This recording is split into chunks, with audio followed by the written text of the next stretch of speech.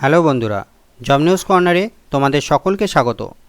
তো বন্ধুরা, এই মুহূর্তে সবথেকে বড় আপডেট যেটা আমরা পাচ্ছি ওয়েস্ট বেঙ্গল প্রাইমারি অফিসিয়াল ওয়েবসাইটে, এখানে কিন্তু একটা নোটিশ পাবলিশ হয়েছে 2017। তোমরা যারা কোয়ালিফাই করেছিলে কিন্তু তোমাদের যাদের বয়সের ঊর্ধ্বসীমা অতিক্রান্ত হয়ে গেছে, 2022-এ যে প্রসিডিওরটা চলছে ইন্টারভিউয়ে, সেখানে কিন্তু অংশগ্রহণ করতে পারছিলে না, কিন্তু তোমাদের জন্য একটা অত্যন্ত সুখবর যে তোমরা এই প্রসিডিওরে কিন্তু আবারও অংশগ্রহণ করতে পারবে। তো সেই জন্য কিন্তু একটা নোটিশ পাবলিশ করেছে প্রাইমারি পর্ষদ। তো নোটিশের বিস্তারিত আমরা দেখে নেব। দেখো, নোটিশটা কিন্তু 30/3/2023-এ কিন্তু পাবলিশ করেছে এবং নোটিশে কিন্তু পরিষ্কার বলে দিয়েছে, দেখো, inviting application from all attending eligible TET 2017 qualified candidates who have crossed the age bar from application between 12/5/2017 এবং 27/12/2022।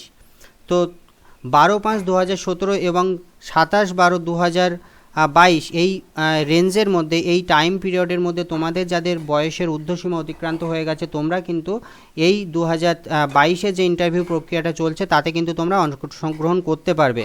তো সেই জন্য দেখো, এখানে একটা ডেট দিয়েছে 31/3/2023 থেকে 2/4/2023 পর্যন্ত কিন্তু অনলাইনের একটা পোর্টাল ওপেন হচ্ছে। সেই পোর্টালের মাধ্যমে এখানে ওয়েবসাইটটা দেওয়া রয়েছে, সেখানে কিন্তু তোমরা গিয়ে অ্যাপ্লিকেশানটা আবারও করতে পারবে। এই যে 2022 যে অ্যাপ্লিকেশানটা চলছে সেখানে কিন্তু অংশগ্রহণ করতে পারবে।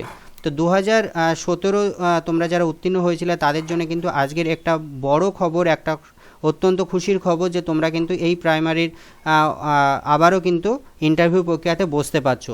তো বন্ধুরা, এটাই ছিল একটা ছোট্ট নিউজ।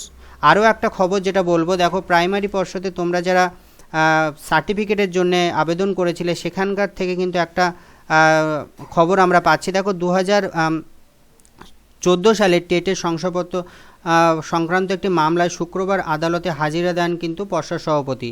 তিনি জানান যে আর্থিক সমস্যার কারণে এতদিন পরীক্ষার্থীদের শংসাপত্র দেওয়া সম্ভব হয়নি, কিন্তু তিনি জানিয়েছেন যে আগামী 30শে এপ্রিলের মধ্যে কিন্তু সেই যে সার্টিফিকেট যে মামলাটা হয়েছিল তার তত্ত্বাবধানে কিন্তু তিনি 30শে এপ্রিলের মধ্যে কিন্তু সেই সার্টিফিকেট দিয়ে দেবেন, এইটাই কিন্তু আদালতে তিনি জানিয়েছেন পর্ষদ সভাপতি।